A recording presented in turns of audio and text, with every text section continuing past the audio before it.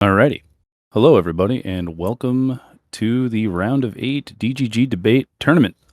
Today, we will be discussing whether or not the United States should divest in China. We have Half Baked on the pro side and Gavriil on the con side. We have a super group of 6 judges that will be casting impartial votes at the end of this, and they include Gammy, Con, Armchair Violence, Inky, Sebi, and Zach. And with that, I'm going to go ahead and bring in our 2 interlocutors. That's just Paul. Paul's the only one requesting access right now. Could you guys raise your hands? Thank you. I appreciate the enthusiasm, Paul. I do. All right, guys. Hello. Hello. Quick mic check, everybody. What is going on? Can you hear me? Yep, I can hear you. And Gav, I can do cameras. do cams if you want. If you don't want, cams are always better. But it's up to you. Oh my God, we got 2 cams. It's amazing. All right. So quick breakdown. Round of 8. Some things slightly change here. You'll each be getting 4-minute openings. It's going to start with Half Baked. The questioning period will still remain 3 minutes. They're going to be a prep time. Each of your refutation speeches here will also be 4 minutes long. The open debate time has been changed to 41 minutes, and then your closings are now 3 minutes. Just as a for instance here, you're not allowed to interrupt the other person during their opening or their refutation, and their closing. Everything else is fair game, though. Okay, is that all understood? Yep. I'm going to start a timer on my end, so I recommend you guys do the same. If you'd like, I can give you 1-minute warnings, 30-second warnings. Up to you. I'm going to start a timer on my end. So yeah, both of you. That is how I recommend it. So. If there are no other questions on how this is going to go, I'm going to go ahead and hand it over to Half Baked for his 4-minute uninterrupted opening statement. I'll start the timer when you do. And 3, 2, 1. There's one thing I know, both I and many of us in the U.S. If there's one thing I know, both I and many of us in the U.S. love to see, it is our elected officials finally getting shit done, passing legislation and doing so in a bipartisan manner. When a clear issue facing the American public poses severe threats to national security, workers' rights, environmental protections, and economic stability, and our leaders take action, it should be recognized and applauded. Therefore, so long as China and its authoritarian dictatorial leader Xi makes overt and deliberate attempts to disrupt the current liberal and democratic global order in pursuit of furthering their own nationalistic goals, it is clear that dramatic steps must be taken to divest and decouple our nation from them. That is why both of the previous 2 presidential administrations have made divestment a priority, and a recent statement from the Biden administration appropriately explains the reasoning. In August of 2023, the president declared a national emergency and determine the need for action due to the policies and actions of countries of concern, which seek to, among other things, exploit U.S.-bound investments to develop sensitive technologies and products critical for military intelligence, surveillance, and cyber-enabled capabilities. In annex of the order, the president identified one country, the People's Republic of China. With these concerns in mind, it is understandable why Biden has continued to tariff Chinese imports, much like Trump did. A recent YouGov poll also found that considerably more Americans supported raising tariffs on foreign goods as opposed to reducing them, as a plurality of them wish for them to stay the same. However, it is critical to understand that this decoupling is more than simply imposing tariffs upon Chinese products, as that will not solve the problems we face and leave us vulnerable to the adverse economic effects often associated with tariffs. This effort is and will continue to be more complex and beneficial than any outcome generated by increasing or decreasing tariffs on foreign goods. One notable example of how this divestment from China manifests itself is the CHIPS Act. This bipartisan legislation is set to bolster domestic semiconductor manufacturing capabilities and reduce our reliance on foreign supply chains, particularly those centered in China. However, our journey towards that investment must continue after the CHIPS Act. We must expand our efforts to other critical sectors, leveraging federal and state government spending power to incentivize domestic product production and innovation. This targeted approach ensures we maintain a competitive edge in critical industries while mitigating the potential downsides associated with increased consumer costs. I believe the House Foreign Affairs Committee report from the China Task Force appropriately laid out why action is needed and provided hundreds of recommendations, many of which have already been acted upon, such as the CHIPS Act. Within the document were 6 core areas of concern, ranging from national security to economic and energy related matters. These are incredibly sensitive and could warrant a response on their own, but China uniquely threatens in all 6 areas. We will be sure to expand upon that in open discussion. Moreover, history has shown us the perils of over-reliance on adversarial nations, and the U.S. has benefited from taking action. The United States has a long history of combating foreign control through legislative and economic measures such as the Communications Act of 1934 or the total embargo of a country like Cuba. Once again, we must take decisive action to safeguard our economic and national security interests in the face of the growing challenges China poses. What good is a higher GDP if it comes at the cost of people? What good is a higher GDP if it comes at the cost of people's way of life? All right. Thank you very much. I'm going to go ahead and reset the timer. And Gav, you can go ahead and start your timer, and I'll start mine when you first utter a word there. All right. All right.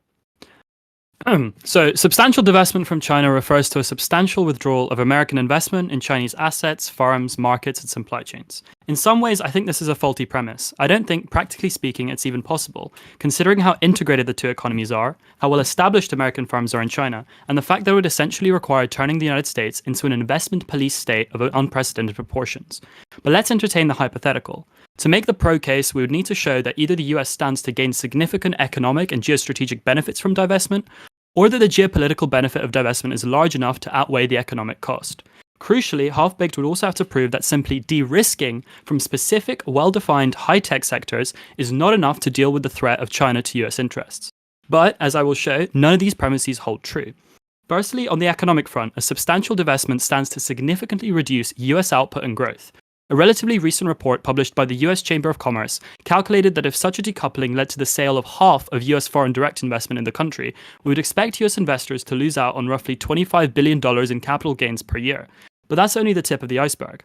Economic research consistently finds a multiplier effect in FDI.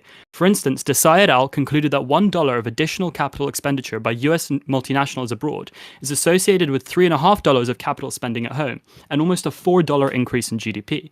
Using these numbers, we can calculate that a halving of US FDI in China, which amounts to a withdrawal of some $128 billion by conservative estimates, we can expect a loss in American GDP of over $500 billion annually.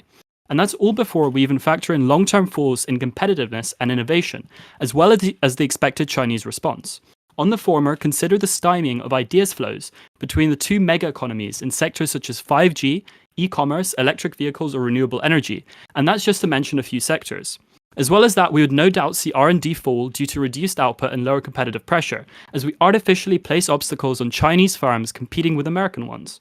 On the latter, just consider the consequences for American financial services that would miss out on intermediating the almost $4 trillion in bilateral portfolio investments between the two countries, and the fact that Chinese savings would be redeployed away from the United States in other capital centers like London or Singapore. Now, such a massive economic cost might in theory be justified by a large enough geostrategic gain. But the problem is that heavy divestment from China would also jeopardize America's position on the world stage. Sure, in the short term, it might very well put a dent in China's economic growth, and perhaps delay the technological catch-up of its military. But at the same time, it would seriously damage America's rule-setting capability, limiting its powers of coercion and attraction, as well as fully fragmenting the international community between East and West. As Adam Posen, the president of the Peterson Institute for International Economics, puts it in one foreign policy article, in big league sports, the best job is to be league commissioner. You can ultimately decide the big questions of how the game is played. And divestment itself would also have direct costs on US military and intelligence capabilities too. Reduced output and productivity would hamper US military spending and innovation. America would lose access to cutting-edge Chinese technologies that the US military can benefit from, and the states would forego crucial intelligence derived from commercial engagement with Chinese companies. A full divestment would also exacerbate tensions between the two countries and set them on a path of near inevitable confrontation. On the other hand, overwhelming empirical research indicates that economic interdependence and trade linkage reduces the likelihood and scale of conflict over time. It makes war far more costly, it fosters cultural and political ties between adversaries, and in large part is the driving force behind the decline of interstate conflict since 1945. Ultimately, it's clear the US has nothing to gain but much to lose from substantial divestment from China. And in any case, simply de-risking from specific well-defined high-tech sectors is more efficient economically speaking and more effective geostrategically. And I can post my sources in the side chat. All right. Okay. So the next part of this is a 3-minute questioning period where you guys can go back and forth and clarify positions. This is not meant for debate or confrontation, just clarification. If you guys both agree, we can add this to the total open debate time instead. If you'd rather forego it. I do have a couple questions, and I did want to mention I linked the sources that I mentioned in my opening statement in the chat as All right. well. So if we're going to go into the questioning period, I'm going to go ahead and start the timer. This will be 3 minutes for you guys to clarify your positions. Okay. Yeah. All right. So if do you care if I start, Gav? Oh, you can start. All right. First thing, did you say half of foreign investor? If you removed half of foreign investors, or is that how many Chinese investors there are? That's half of US foreign direct investment stock in China, and that's based on calculations.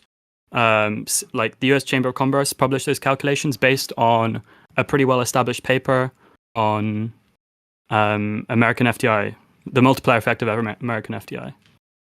Okay. You want to go?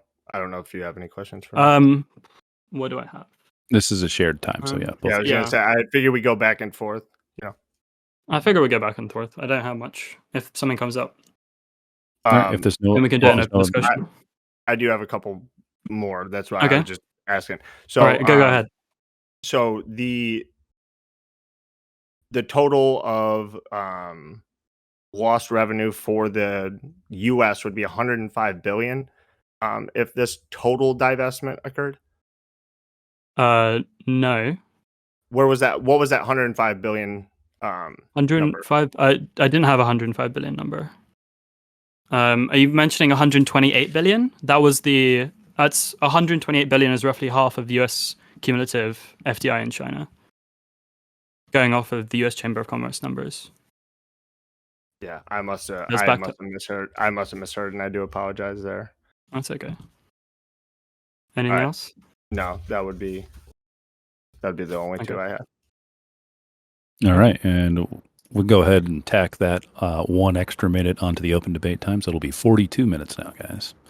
All right, we're going to move into some prep time so that Half-Baked can have his refutation speech. So that's 1 minute of prep time, and I will start that right now. And today's first prep time is brought to you by the Shakespeare Club. Join the Bards Brigade, Shakespeare Club. Tired of scroll. Do you need to run the ad? I'm so sorry. Oh, my bad. I'm so sorry. You interrupted my ad. My bad. I did not know I do apologize.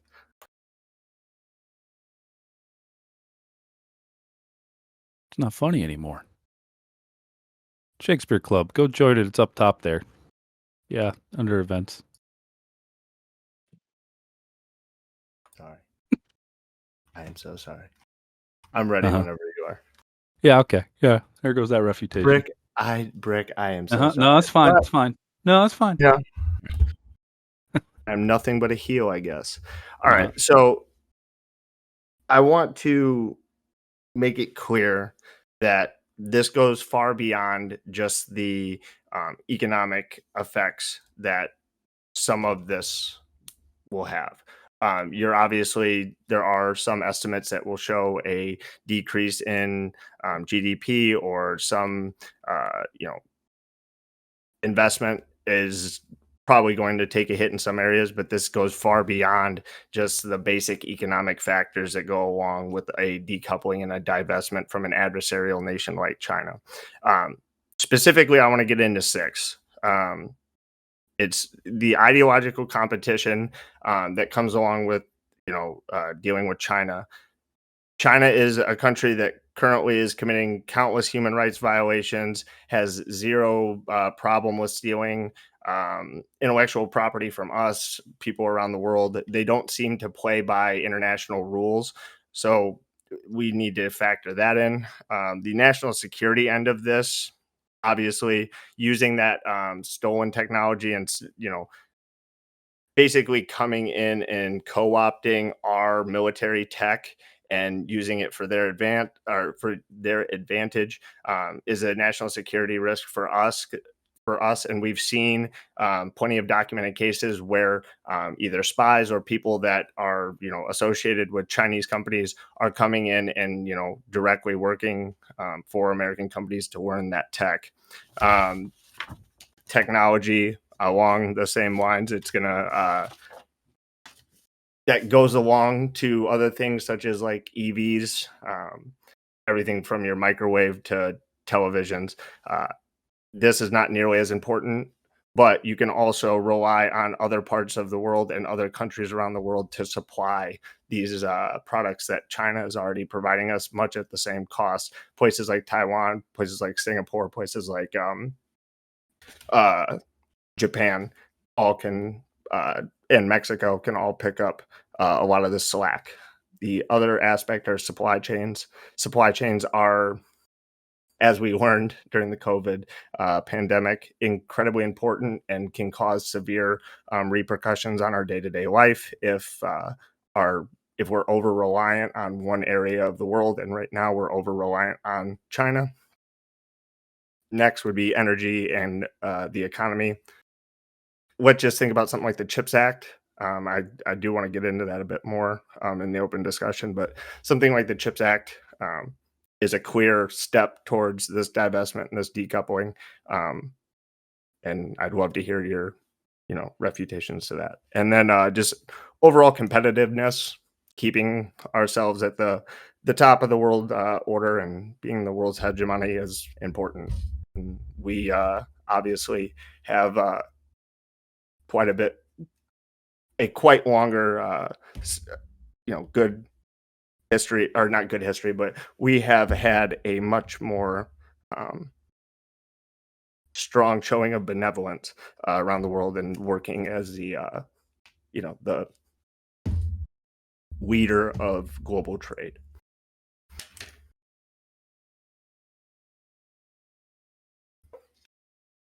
Is that all you got Yep. for your refutation?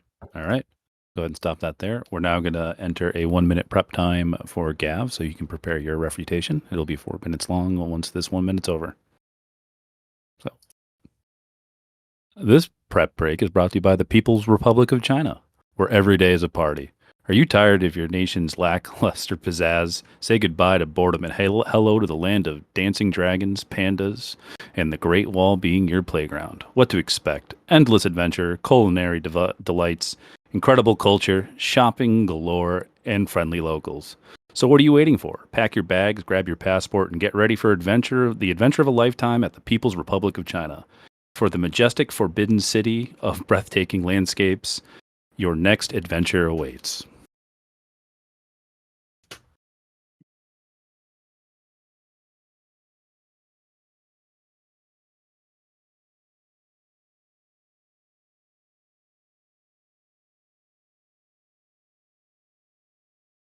But seriously, guys, join the Shakespeare Club.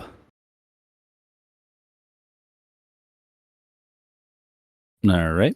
That's 1 minute of prep time there. So we're going to go ahead and let Gav. You got 4 minutes uninterrupted. All right. So lots to unpack. I'll start first with the sort of maintaining a competitive edge. On that point, I think it's borne out in the economic literature undeniably that trade and integration improves productivity over time. And this happens basically in three main ways. So, firstly, imports expose domestic firms to greater economic pressure.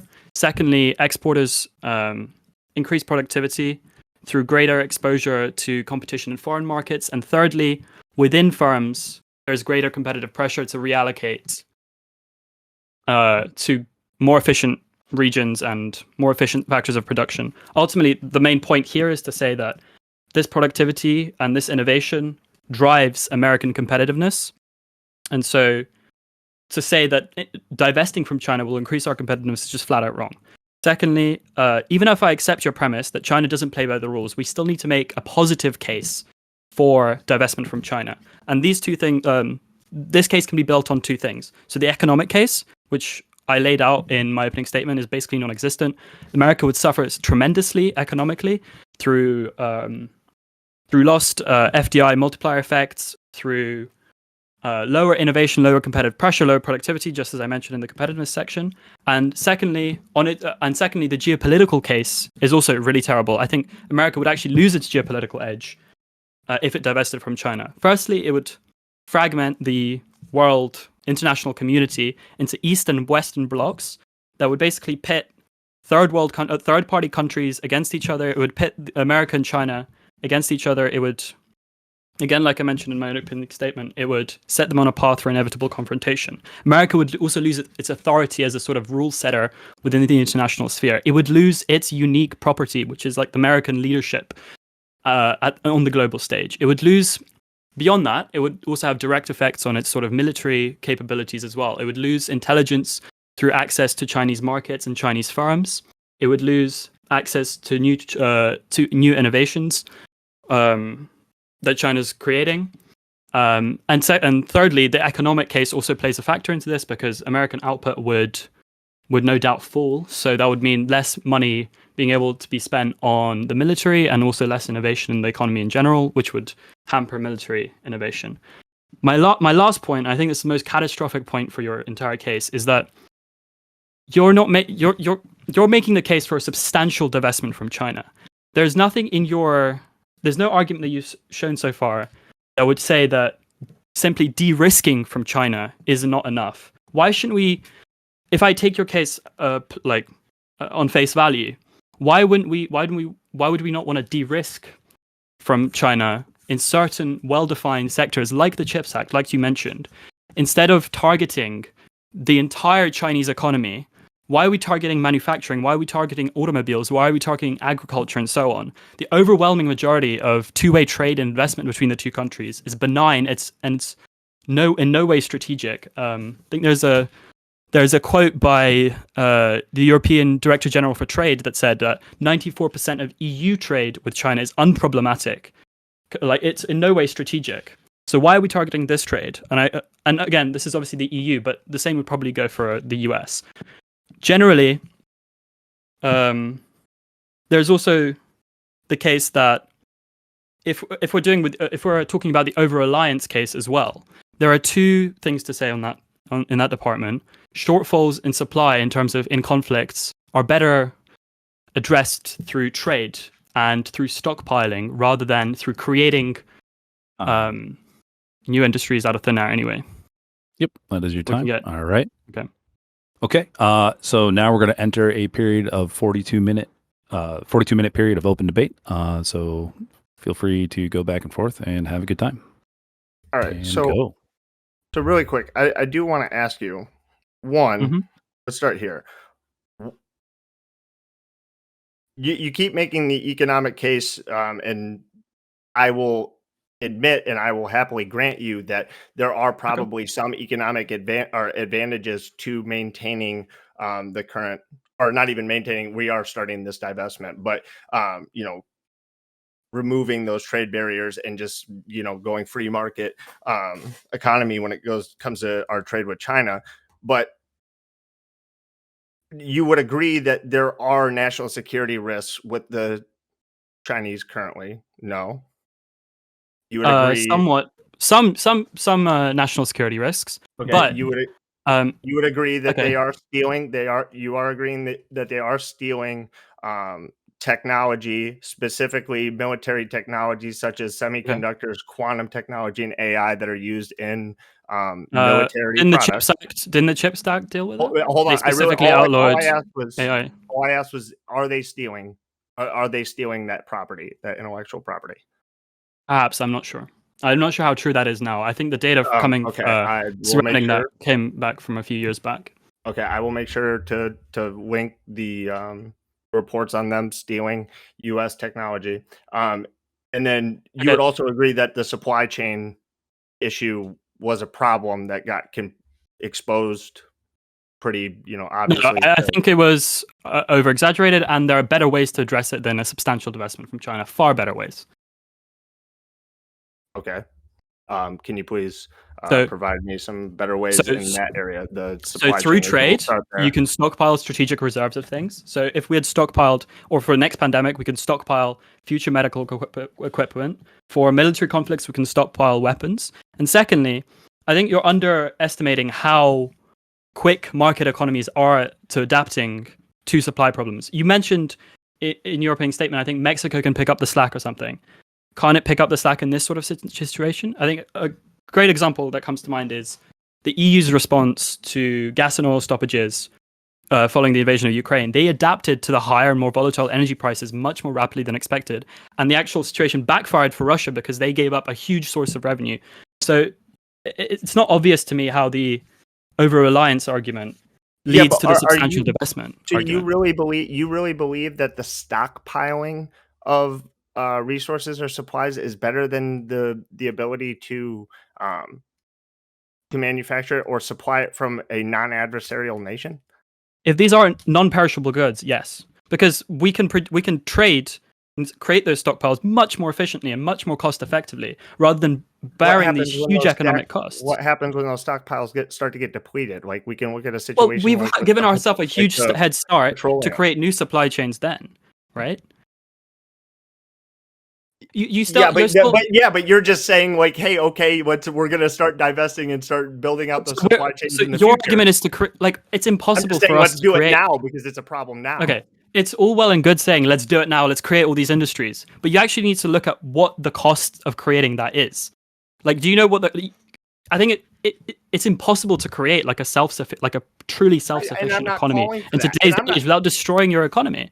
And I don't think there's absolutely nowhere in there did I say anything about removing, foreign, our ability to import goods, our ability to, rely on other nations for, supply chains in certain areas. It's just we probably shouldn't be relying on a nation that is openly adversarial to us and has documented history of, using this against us, basically to leverage their leverage this on the geopolitical scale.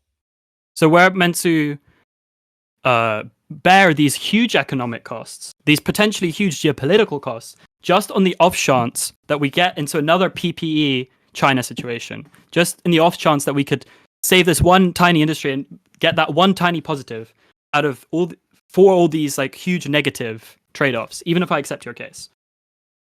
Okay, fine. You also told me that I needed to make a positive case.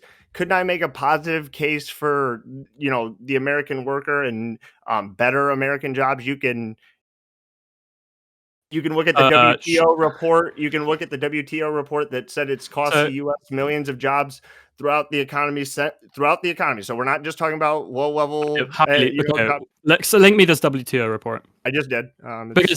Because I put it in the recovering American jobs, I think this is a common like protectionist talking point that is repeatedly and constantly debunked in the economic literature. And basically, what protectionism does and what divestment would do is basically shuffle jobs within the American economy. It wouldn't create jobs out of thin air. To create jobs in one place through like a subsidized investment, you would have to either draw workers from the relevant skills from other US employers, or you'd have to pick up idle workers, or they'd have to be immigrant workers. So where are you creating these jobs? Because immigration is like currently impossible in the current political environment. Idle workers with the right skills don't exist. So how are you creating jobs by putting up these boundaries in American? We're setting up industries that require not just low level like manufacturing on some level, but also lots of great paying jobs in the middle class area and areas like management and HR and all the bullshit that comes along with these massive companies. So I don't think, and that why would 57%, and I'll link this too, like why would 57% of Americans be okay with taking on these negative effects that you're talking about? Why would they be okay with it if it didn't have such a positive? Because I think because I think they're misinformed, and protectionism is a very natural and appealing sort of argument, but you need to actually point to the economics and politics. That you Really can't just quick, say like the majority not of American being a people support this, protectionist. therefore it must be right. I'm not just making a protectionist argument. So I really want to make that clear. Broadly I'm not about here. the protectionist I am argument. very much specifically talking about the fact that China is an adversarial nation. They are taking advantage of us in very specific ways, and we have ways of decoupling and divesting They're ourselves not from taking it. them. I'm sorry? We gain hugely from trade with China through integration with China. That's my entire point. We How are they taking gain advantage of us if we gain huge economic we benefit? gain massively on very like I hate to go. It's just like Okay, very even if they low take level advantage shit. of us, I'm even talking if about. I accept, even if Go ahead. even if I accept your case that they take advantage of us, you still need to point to benefits from a substantial divestment. You can't have this sort of tit for tat thing where everyone loses. Like that Well, that doesn't seem I sensible provided and like responsible. I think I provided what was it like 6 positive arguments, but also Okay. what military? You said that China provides us advanced military technology and provides us benefit. The in that regard. innovation And through that- the trade with China clearly provides military, or at Wait, least so- may provide military benefits. how They're at the does- forefront in key industries, 5G, AI, quantum stuff as well.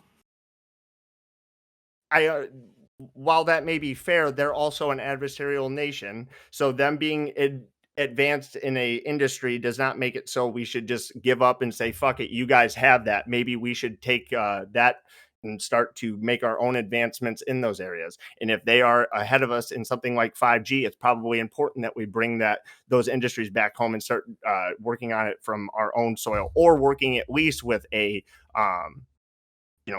allied nation. And like you said London and Singapore would, pick up the slack for China, and a lot of that would move. I was talking to about other specifically nations. about Chinese savings and investments. Currently, there's a $4 trillion bilateral portfolio investment between the US and China. And if China increases its savings rate or its investment rate in stocks and bonds to sort of meet global average levels, that's trillions of dollars that's potentially being diverted away from the United States and from United States capital and US firms to places like London and Singapore instead. So you're basically shooting yourself in the foot. You're saying, I don't want all these massive Chinese savings. I don't want these trillions of dollars for my American firms. I just want to go down this road of cutting all ties with the Chinese. But why couldn't For nothing. why couldn't America flex its muscle and start to say, hey, London, hey, Singapore, we're trying to maintain global order. We're trying to maintain a democratic global order. Maybe you should go along with the U.S. and the largest economy in the world and continue to operate with us. That would require getting them on board. Obviously, impose negative economic effects on them, right? That would impose massive economic negatives on them just to follow the US lockstep with the US. I'm not entirely sure that they would follow it in American footsteps, especially considering what makes you think how much more integrated the EU is with China in terms of economically speaking. In what area? What areas specifically are they much more integrated, or couldn't they do more trade? They do more trade with China. Transition to an American, working more with America or with American allies. Again, this does not have to be a situation where it's just like, all right, we're getting rid of this and we have to bring it all back to the US. We can obviously work and trade with damn near every other nation on fucking earth, except for our number one adversary, the one who is openly adversarial towards us. And why? I'll read you. Tell me what. I'll link it right here. So it's from the actual journal is the CSIS, but they say the PRC government explicitly seeks to advance these technologies and to ensure that new innovation simultaneously benefits its military and commercial aims. The PRC government is aggressively pursuing these objectives to confer a decisive this is a case advantage in its military intelligence, surveillance, and cyber-enabled services, specifically semiconductors, quantum technology, and AI. I love how specific you're being and how you're literally making my point for me. You're making the case for de-risking from specific sectors, No, from specific high-tech, de-risking. very dangerous What do you mean by sectors, you're not de-risking? making What the do you case mean? for substantial divestment in manufacturing, What do you mean? automobiles, I absolutely am. agriculture. No. Why? You just no. You're trying to obfuscate the point. What do you No, mean by you de-risking? Be specific. de-risking, as in like the CHIPS Act, for example, banning the I don't say that's a sale of divestment. That isn't. specific. How's it? Hmm? Listen, so you're going to play the semantic game and say that I'm not that's playing the not semantic game. a substantial act or an action towards substantial A divestment from substantial China. divestment from China entails the sale or withdrawal of a shit ton of American FDI, foreign direct investment, from China. You're moving a bunch of firms, not just specific high-tech firms, not just specific high-tech sectors. It's a broad economic move. That's a substantial divestment. Otherwise, it would be a specific high-tech divestment, not a substantial divestment. That's wholly untrue. When your economies are intertwined in very specific areas such as semiconductors, quantum technology, AI, that type of shit, That forms a very small percentage of overall FDI in China. You decouple and divest from that nation because there's going to have significant who cares about the economic, but national security. Who cares about the economic? I think a lot of people care about the economic when they go into their grocery store and see prices rise. When they go and buy a car, the prices rise. I think that's a huge thing that you're playing. And the fact that you've conceded that, no, I think really hurts your I've case. only conceded insofar as you may find that there are some economic now. Okay, we've walked it back. We've walked it back a little bit. But also we could also make the case that, okay, let's not take the negative end of this and let's not impose tariffs, but let's substantially subsidize certain industries. These same industries that were so much wrapped up in the Chinese economy that we remove and divest from them and start to bring it back either to the United States or to other countries that we're allied with. Subsidizing your own sectors is not an argument for divestment. We're talking specifically about divestment here. How would that not? So you can subsidize and still have investments in China. When we are incredibly co-mingled and we are intertwined with the Chinese economy in these very specific industries, you're saying to remove ourselves from those industries and bring them either back to the U.S. or to allied nations, such as like what we're doing in the CHIPS Act. You're saying that's not a divestment, a substantial divestment. That's not. I'm just saying that's a substantial divestment when the majority of it may not be, but that's a long like that fucking here. You can go look it up. That China Task Force report from 2020. Quantum semiconductors and whatever the third thing you mentioned is not a substantial part of U.S. FDI. Those were just three very specific industries that they are taking advantage of. I'm sorry, what? Okay, wait, no, carry on, sorry. There are obviously plenty of others along with them. Those are just three what? That report brought up. Like what? What other industries would you divest from? We can go into areas like... Let's go into areas. We can go into areas like EVs. We can go into... How are EVs geopolitically... geopolitically hurting America's edge. It's making cheaper and better high quality cars for Americans and competing with American and bringing back good jobs to the American fucking worker. You can bring back better jobs to the American worker. To the jobs thing, which I think just shows a complete lack of economic knowledge and understanding. For example, Trump's tariffs, and I know you're not specifically arguing for tariffs. We haven't lost jobs in America because of the movement of protectionism, not protectionism, but divestment and trade barriers increase are really fucking costly, firstly, and secondly, they merely shuffle jobs in between sectors. They don't create jobs out of thin air. So, for example, we can look at Trump's tariffs, which actually created a net cost of at least 300,000 jobs, apparently, because of the lower efficiency in the market. Link that, please? I'll link that right now. So that's a cost of 300,000 jobs. And secondly, I've got more... So, for instance, as well, the taxpayer cost of each job saved with Trump's tariffs exceeded $250,000 per job. Do you think that's do you think that's sensible economics? I'm sorry, and in any case, say it one more time. Do you think that's sensible economics?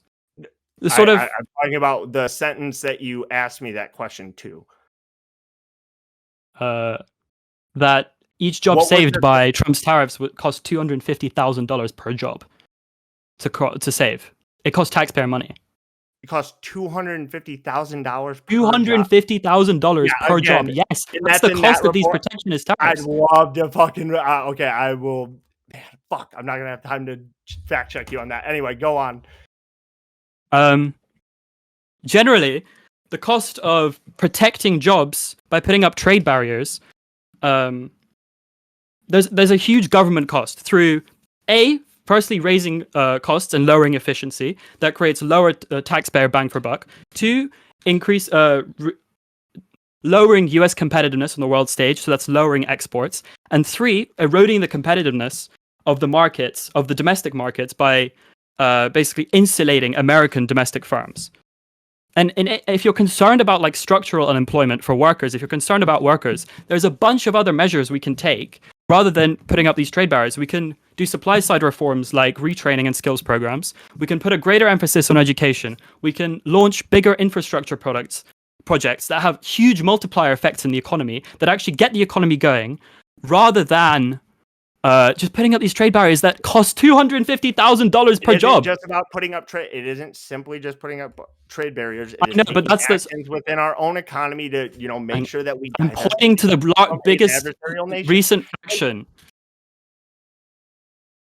Divestment from China would have a similar effect.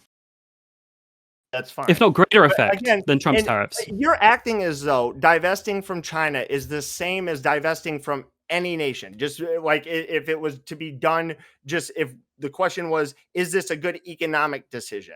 In which case, some people might make that argument, and I'm not here to. I'm saying there are plenty of other. Well, you brought up workers. There are plenty of other reasons that we are taking these actions. Specifically, the ones I had pointed you to were that one in the China Task Force report, specifically ideological competition, supply chains, national security, energy and economics, competitiveness, technology. Energy and economics, supply chains. We've covered this, and you've conceded it. Okay, we can name something that we haven't covered and you've conceded. That you haven't conceded yet. What have I? Again, I'm not conceding the entire argument to you by saying that You're not. No, but you've conceded the economic angle. Hanging my hat. It mentions stuff like energy and economics and supply chains. I'm not sitting here like a lefty telling you like the protectionism is going to be good for us economically. I don't think it is. It's probably going to have some small economic negatives, but those are widely outweighed by the fact that we need to divest and decouple. If you're talking about ideological competition, nation that are overtly hostile towards us, and 2 things again, deliberate actions to harm us and our economy and our people. Okay. 2 things. Again, you're making the argument for de-risking. And secondly, if you're talking about ideological competition, what do you think will reconcile the 2 mega de-risk? Please define de-risk. Specific. It's a small yard, high fence approach that the Biden administration is at least supposedly rhetorically pursuing. I mean, I'm not saying they're far from perfect. I'm saying they're far from. So don't bring up Joe Biden. They call it a small yard, high fence approach is the de-risking part. I'm not multiple quotes from them. I'll link them. Divestment in key specific. Divestment in key specific high-tech sectors is different to a substantial divestment from the Chinese economy. That's de-risking. De-risking is a type of a divestment, or divestment is a subset of de-risking. But it's not a substantial divestment. Okay. Because a substantial... Tell me how the CHIPS Act is an act of de-risking as opposed to divesting from China. Please be very specific. It's pointing out a specific high-tech, well-defined sector and saying, we can brunt the economic costs of bringing this back to our shores. But it's not saying we need to pull out all of our investment, or at least a substantial part of our investment in China. It's saying these specific sectors need to be brought back and divested. That is all I have ever claimed. And to be honest, Again, that is a semantic argument. If you're gonna It's give not me a like, semantic oh argument. yeah, no, chips is good, and we Because definitely we'll be okay with you're the talking about economic. workers, for instance. We'll be When you were okay with talking about the workers, for economic instance, negatives. You literally just said we'll be okay with the economic negatives that come along with something like the Chips Act, but because the economic negatives are so much smaller I because it's can't such a smaller understand sector. what I'm talking about when I give you 6 other Because areas. the economic negatives are sustainable and they're limited in these tiny sectors. Well, not tiny sectors, they're still huge sectors, but comparatively to the entire AI, FDI, quantum technology, US has semiconductors. You mean the thing that is in everything from your comparatively, fucking when we microwave talk to about cell phones US to, FDI like, in China, when we talk about decoupling and substantial divestment, we're talking about the entire sort of FDI stock in China. And we're talking about a substantial divestment away from China in the broader Chinese economy. So if you want to walk back and say, I'm only talking about specific sectors, I think you've conceded the entire debate. No, really quick. So the imports from China fell from China fell from 22 to 16% from 2017 to 2022. That is an example of significant divestment. Like, yeah, it may not in its on its own and looked at in its singularity be considered a divestment, but in the grand scheme of things, much like the Chips Act, this is our act, or this is our approach to divesting and decoupling from China. No, it's a type of divestment. It's a small divestment. It's not a substantial divestment. I still don't understand how you're trying to like mental acrobatics your way out of this. Why? Okay, so now you have to explain to me why you're in opposition to the American public. Why is it that more Americans and why, again, not just want to increase, but also want to maintain the status quo, which is again a divestment from China. Why is it that you're so many Americans want to do that? You're seriously falling on the argument of the majority of Americans want this, therefore it's good? Yeah, when I'm making policy decisions for the American public, yes, I very much care what the American public thinks. Right, we would only bring it in if maybe like it was a popular fucking project, but it doesn't mean we should. Then you agree. That doesn't mean we. Oh, that's okay, well, 200 years ago, a majority of Americans, probably in the South at least, supported slavery. Does that mean slavery was good? And we would have been arguing that yes, America should continue with slavery. No, we wouldn't. So it's a complete. There's a complete fallacy. A complete logical fallacy. I don't want to bring up the Babro terms, but you can't just say the majority of Americans support this, therefore it's a good. That's funny. Out of and again, so even if I am okay with some economic negatives, I'm providing you with national security, some huge economic negatives. Advancements in certain technologies, bringing our supply chains either closer to shores or within our own shores to avoid a lot of the situations that we've seen over the last half decade. We're just repeating, rehashing stuff that we've already covered, and you've already conceded. I'm reiterating I love how you say conceded. I have conceded nothing, and all that's happened in the economic part, the supply chains, is an economic. Is that you conceded acts like the Chips Act are a good thing? Now tell me, why is that's de-risking? Why we're going through this again? Yeah, why is it's specific, well-defined, good? Specific, well-defined, high-tech sector. It does not amount to a substantial divestment from China when the total FDI stock of China is hundreds of billions of dollars. It's key specific industries that have a direct connection to the Chinese military. It's not stuff like automobiles. It's not stuff like selling iPhones in China. What percentage of like modern technology do you believe incorporates semiconductors not just we're talking advanced ones, about the super high tech the ones that we currently get from China, because as I'm sure you know, Taiwan is the only one who has the technology to create the most advanced semiconductors, right? And then below them, China picks up a ton of fucking the excess because they can produce the shittier, less, not as high quality semiconductors. Bringing that technology, which is incorporated into a We've already brought it back through the CHIPS Act. Majority of all the technology we use on a day-to-day basis, bringing that home. We've already brought it back through the CHIPS Act. That is not a step towards significant or substantial divestment. That's a silly fucking thing to say. That is that might be a step towards substantial divestment, but it's not substantial divestment. Substantial divestment would include it. It's a subset, but it's a small subset. You have no argument other than a little bit of economic. You have a. Am I going crazy? Your hat purely on the economic argument, which again, no, I'm not. I'm also talking about geopolitics. Half my opening statement was geopolitics. Half my opening statement was geopolitics. You understand that China, it holds a very specific and very unique position to the United States, at least currently. This could change in the future. It's a mega economy. Right now, it's the second largest economy in the world. Or the first largest by PPP. Are they also overtly, like, do they take deliberate actions to harm us and harm our economy? Again, even if they did, even if I accepted that, you still have to show that there would be a benefit to substantially divesting. So it's a moot point. It's a moot point. Unless you want to play political football, political diktat, tit for tat.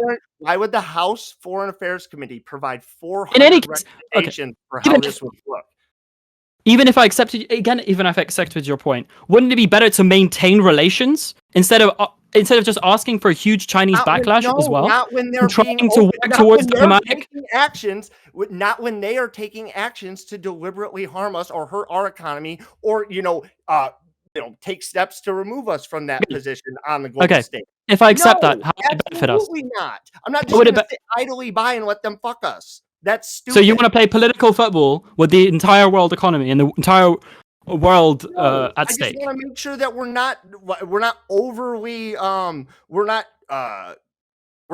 reliant upon a nation that is hostile to not just us. If we wanted to remedy that, listen. You fucking people in the EU.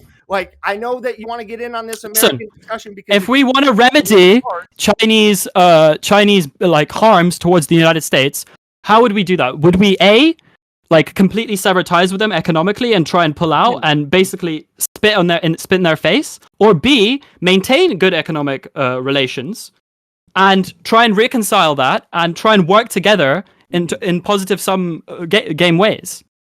No, you could take the why would if we retaliated actions of hugely with a substantial divestment? You can take the substantial actions like chips, or you can impose tariffs like the fucking Biden administration. This does not amount to a substantial divestment of US FDI stock in China.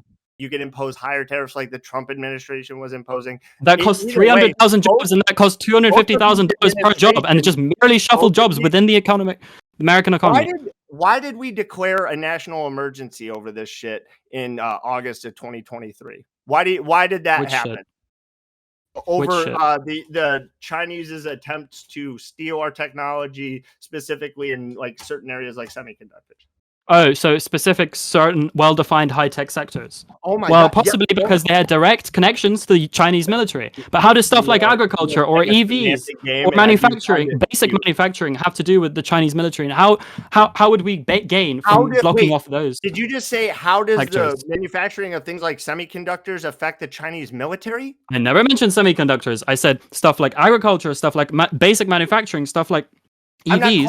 Nobody's calling for import or like tariffs on fucking. So then don't call for a substantial divestment from China. Call for specific high-tech de-risking. Not what we're talking about. No, we're talking about the substantial investment we had in technologies like quantum technology, AI, semiconductors, EVs, shit like this, and removing that from China and moving them to other parts of the globe. That's not a substantial divestment. That's a specific high-tech sector that you're de-risking from China. We move them here.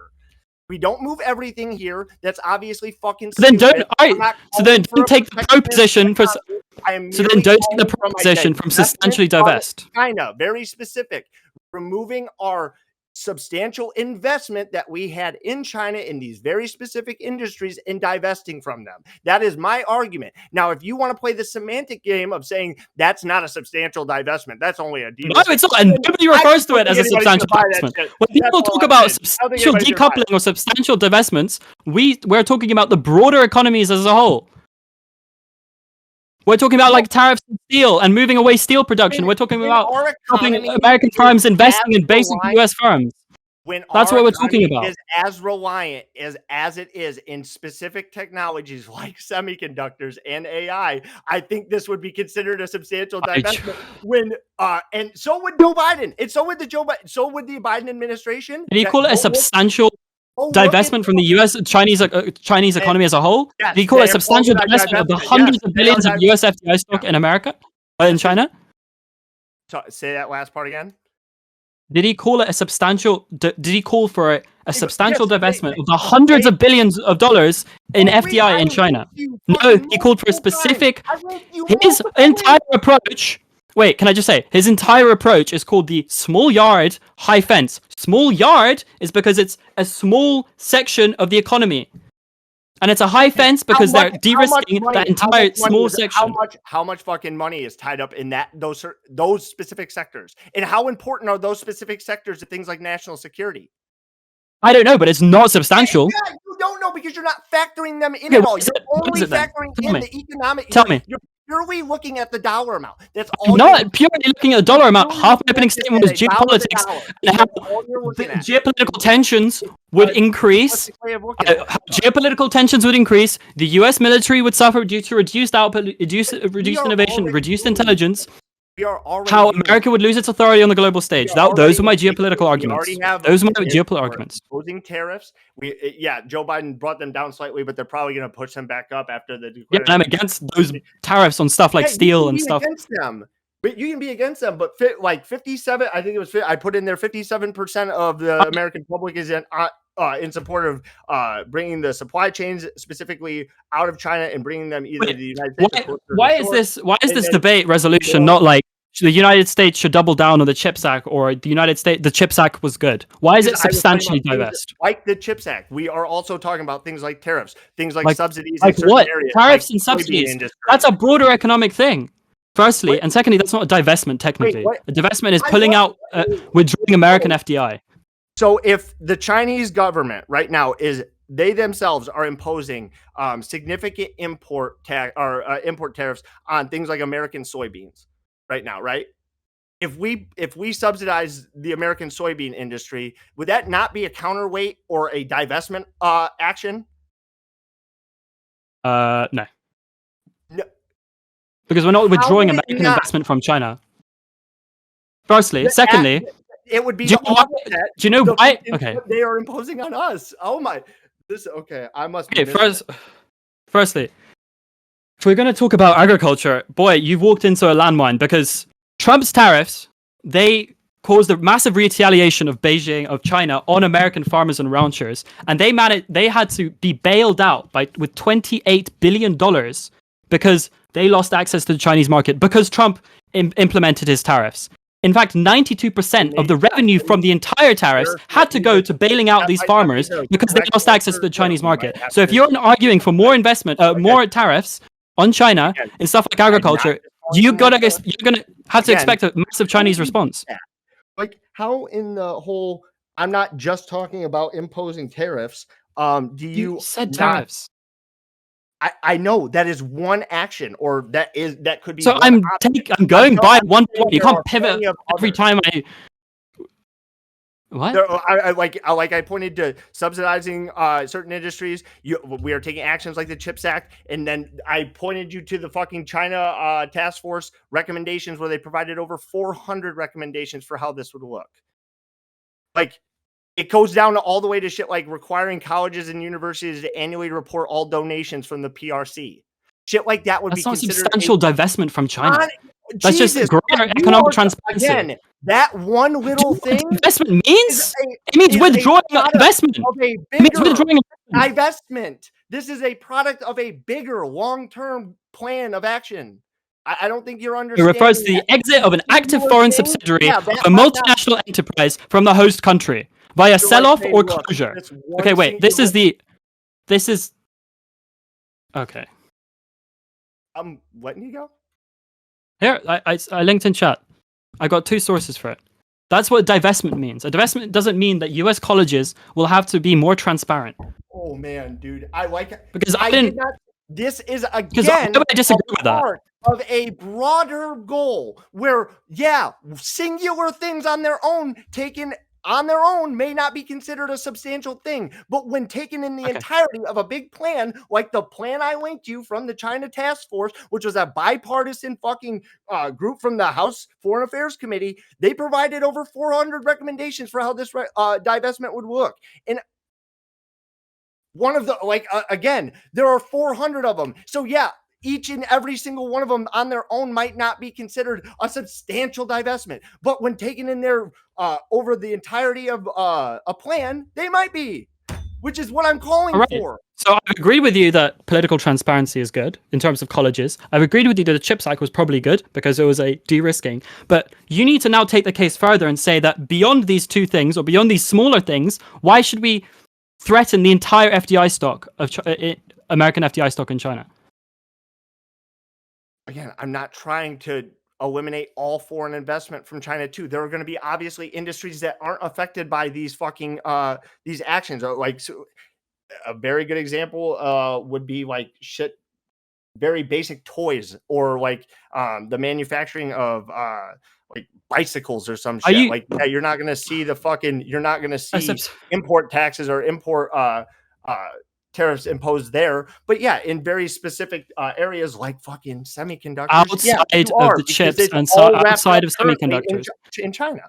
Outside of the sectors in the CHIPS Act, what other sectors would you be for divesting? I don't have them right in front of me, all of the sectors. Oh my God. You do understand how many sectors are affected by semiconductors, right? You do understand how that expands to fucking, I would bet like 50% of all like technology or electronics made at this point. Like, this is a substantial part of our economy. Can we still areas? So can we no longer sell iPhones in China because of the CHIPS Act? Can we no longer sell iPhones? Can we no longer sell iPhones because of the CHIPS Act in China? I absolutely feel like you could bring their supply chains back to America. Apple is an American company. Do not forget that. Would you have to pay a little bit more for your iPhone? Yeah, probably. But is that worth, I don't know, all of the... Doesn't Apple already produce its chips in Taiwan? Decoupling and divesting. Doesn't Apple already produce its chips in Taiwan? We haven't even got into things like the fact that, like, what about like just the pure like humanitarian and like moral argument to this? Okay, we can get into the moral one because I think let's talk about the moral one. Genocide of fucking the Uyghur population. We watch what. Let's talk about the moral case. Let's talk about the moral case. So if we're talking about Chinese stocks and bonds, if you mean we need to sell off Chinese stocks and bonds, I think this fundamentally misunderstands how the bonds and stocks market works. Because if we accept that it's fundamentally immoral to own a stock, we can't divest it without selling it to someone else. And if we sell it to someone else, we just remove our guilt onto them. To actually make a meaningful effect on the value of those companies and on their cost of capital, we'd need to something like 86 of American US investors would need to only hold clean or moral stocks. Firstly. Secondly, in terms of investment, the story that is basically the same with investment, except the supply chains for China would be quickly filled in by other economies, by people who don't give a shit, by people who don't care. If we actually cared about the moral case, we would want closer economic integration so that we can affect our corporate governance structure, so that what we have to say actually matters, and it has something to. Really quick, do you think we're purely just trying to hurt China with these actions, or do you think we might be trying to help ourselves and help the American worker in some areas, help the American environment in some areas, help the American national security? You're making the moral case. The moral case is it's ineffective and inefficient. If you want to push the moral case, it's ineffective and inefficient to just like divest from China. You need closer economic integration. Because then you actually have a say in their corporate governance structure, and then what you say actually matters. And secondly, if you're talking about the positive benefits, we're going back to the economic case, which you conceded. In any case, workers don't benefit from this. It merely shuffles jobs within the economy. well, the WTO seems to disagree with you. So, I mean, it does I, seem I, to have some effect haven't on read the the American WTO worker. And report that you linked. I don't know what it 1 is. minute. And secondly, you can't just appeal to authority of the WTO. You actually need yeah, to make a but I substantive mean, argument. It's a debate if tournament, it, after if all. it, I understand, but just pointing and saying like, "Ooh, look at this fallacy," because I brought up the WTO. So, am I not allowed to bring up sources? Am I not No, you allowed to can bring point up to sources, but sources? what are they saying? What is the actual What argument that was you're that making point? from the What was your WTO? point? So when I point to a source and then you go, well, you're just appealing to authority. Why not pick You out just why said the that WTO argument is disagree with wrong? you. Why not pick You out you what said was that wrong in the argument? Why just be like that's appealing what to was the authority? argument Why not? again? Repeat it. Repeat it back to me. What was the argument They again? said that the American workers have lost millions of jobs within across a wide variety of industries. So again, I haven't read the source, but I would be really quite surprised because the overwhelming economic literature shows Time. that What was this. the appeal to authority? Like what? All right. This is time. All right.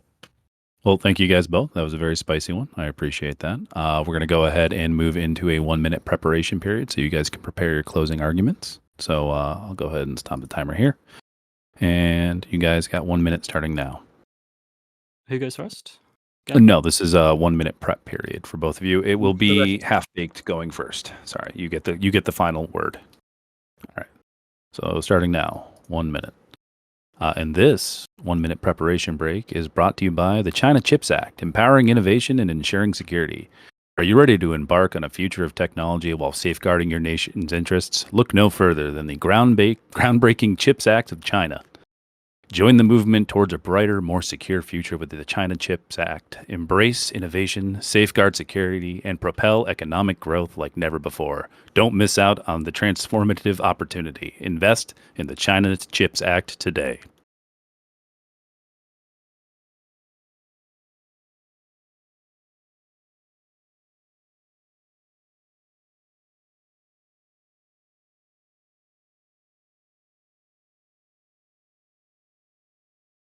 All right, am I allowed to go? I just linked another source that I'm going to touch on Please. in these. Okay.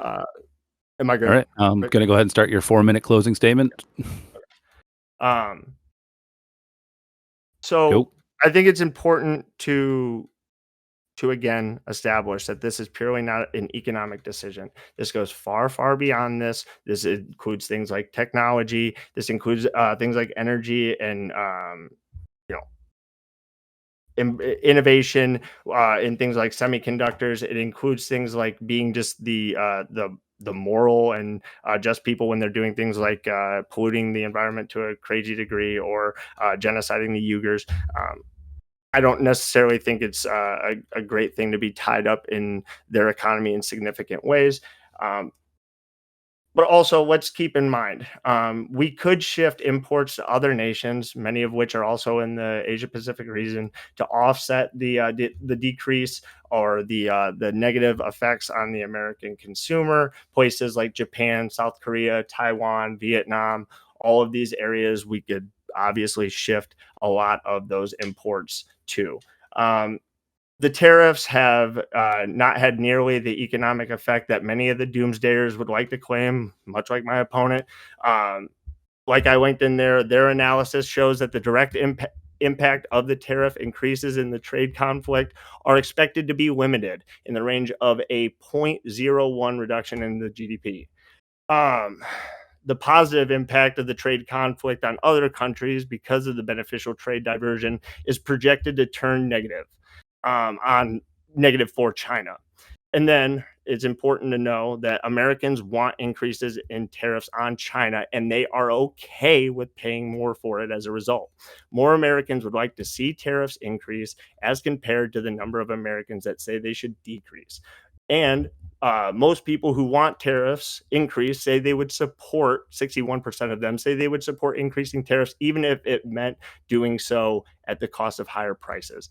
This, again, you can point to the economic argument, but it's just simply not good enough. We have much bigger concerns when we're dealing with our number one adversary, a nation that is overtly hostile towards us and takes actions to harm the American public, the American government, the America in general on a day-to-day basis, and it's done through actions like stealing our technology in areas like semiconductors, quantum technology, AI, all of this shit that my opponent is going to say are small areas of the economy, but that's just simply not true. And also, they have a significant impact on military and national security technology. All of this is to say that we have to treat China differently than we would any other nation on the globe, at least at this moment, when they are acting in the ways that they are acting. And that is why I'm not calling for general protectionist policies. I'm merely calling for the divestment and decoupling of our economies in very specific industries that are massive, are wide-reaching over that economy from China.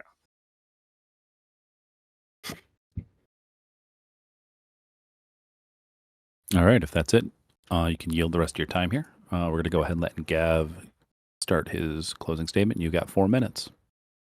So if we're talking about very specific industries, I'd agree with you. But the debate resolution is a substantial divestment from China. That refers to a much broader thing than just specific things like the CHIPS Act. That basically I feel like you're conceding the entire debate. But if you're not, then we can talk about, you conceded the economics of it, but we can talk about the geopolitics of it, which I think we've covered. The over-reliance thing, it's impossible to be completely self-sufficient within an economy. And plus, it's just not worth the huge economic cost to make such a great self-sufficient economy broader than just the specific stuff like CHIPS Acts. When we talk about the morals of it, we touched a bit upon it briefly at the end.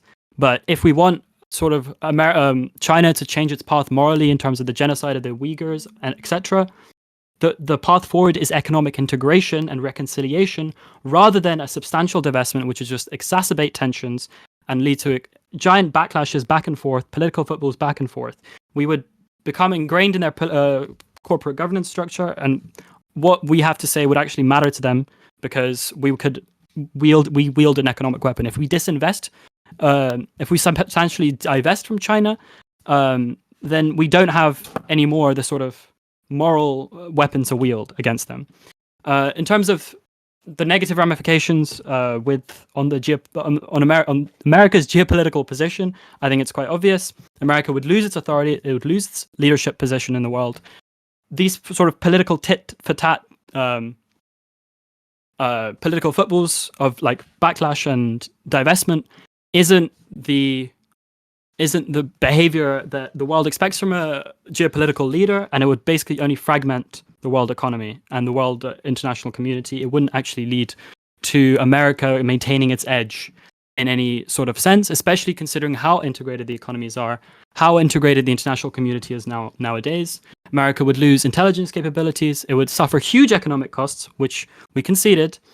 So that would hurt America's military. In terms of workers, again, this divestment and tariffs and everything else is just a protectionist talking point that has no backing in sort of a legitimate economic literature.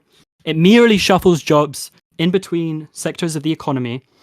It costs the government huge amounts of money. I have no idea what he's saying. The tariffs cost America huge amounts in taxpayer funding. It costs 300,000 jobs by one statistic, and it costs $250,000 per job. And another statistic, like I mentioned, I'll put those links in chat again because these are huge things. What else to do with jobs? Again, for example, Trump's tariff again leads to huge bailouts when China retaliates. So if we divest from China, we can expect China to retaliate and divest from us. That would not only be bad for the huge amounts, the trillions of dollars in savings that Chinese people have in America, but also future savings, but also it would hurt American firms and American farmers, for example. So there would be no sort of economic benefit to be had. There would be no geopolitical benefit to be had. And any of the issues that Half-Baked mentioned, stuff like CHIPS Act, stuff like military stuff, it can be solved through specific high-tech, well-defined de-risking from the Chinese economy rather than substantial divestment. This is the small yard, high fence approach that the Biden administration at least rhetorically puts forward.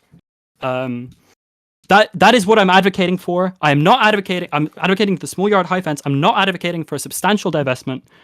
And if Half-Baked agrees, I don't know. He's conceding the entire debate. I think if he says that the CHIPS Act is a substantial divestment from the Chinese economy, it's not. That is time. All right. Well, thank you guys both very much for putting up a good debate here.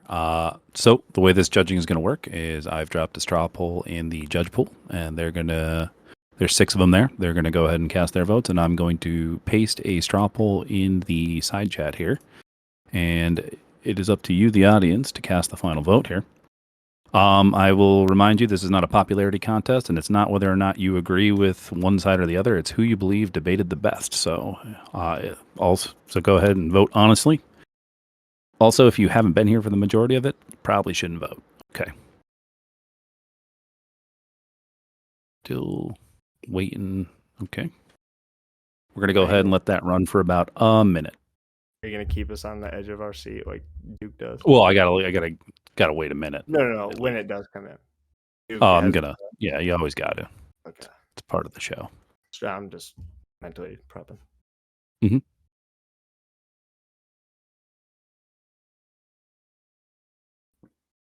guys have fun at least? Yeah, that was fun.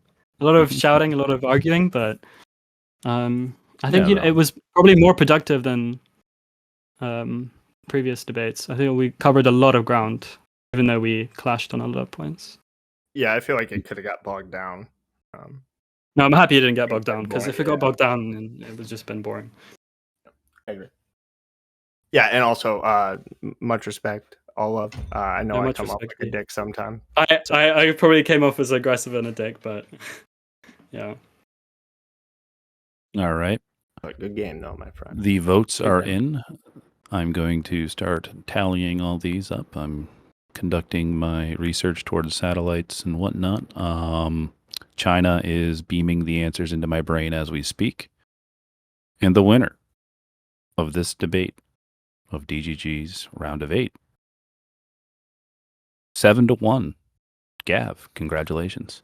Half-Baked, you did a great job. Thank you for participating. There will be a after debate in the off-topic room. That looks nice and empty, so if everybody wants to go down there. And then I will also like to remind everybody to check the event calendar up top and click interested if you're interested in any of the upcoming ones. We have another one, I believe, tomorrow. And join the Shakespeare Club if you're feeling like you want some Shakespeare.